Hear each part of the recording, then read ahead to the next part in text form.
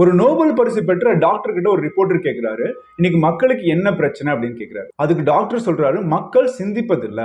இன்னைக்கு பாத்தீங்கன்னா 1000 வருஷத்துக்கு முன்னாடி கனவு கண்ட வாழ்க்கை இன்னைக்கு மக்கள் வாழ்ந்துட்டு இருக்காங்க. நிறைய வாய்ப்புகள் இருக்கு. அப்படி இருக்கும்போது ஒரு 100 இளைஞர்கள் எடுத்துக்கோங்களேன், 25 வயசுல. அவங்க கிட்ட நீங்க போய் கேட்டீங்க அப்படின்னா 25 வயசுல 100 பேர் என்ன சொல்லுவாங்கன்னா, நான் சாதிக்க விரும்புறேன் அப்படின்ற நம்பிக்கையோட இருப்பாங்க. அவங்க கண்ணுல ஒரு பிரகாச ஒளி இருக்கும். இன்னைக்கு வாழ்க்கை ரொம்ப சுவாரஸ்யமா இருக்கும். ஆனா 65 வயசு ஆகும் பொழுது அந்த 100 பேத்துல ஒருத்தர் மட்டும்தான் மிகப்பெரிய செல்வந்தர் ஆகுறாரு. அடுத்த ஒரு 4 பேர் அவங்களுக்கு தேவையான செல்வத்தை சேர்த்துடுறாங்க. இன்னொரு 5 பேர் 65 வயசுக்கு அப்புறமும் வேலை செஞ்சுட்டே இருக்காங்க. மீதி இருக்கிற எல்லாருமே இன்னொருத்தவங்களை டிபெண்ட் பண்ணி தான் இருக்காங்க.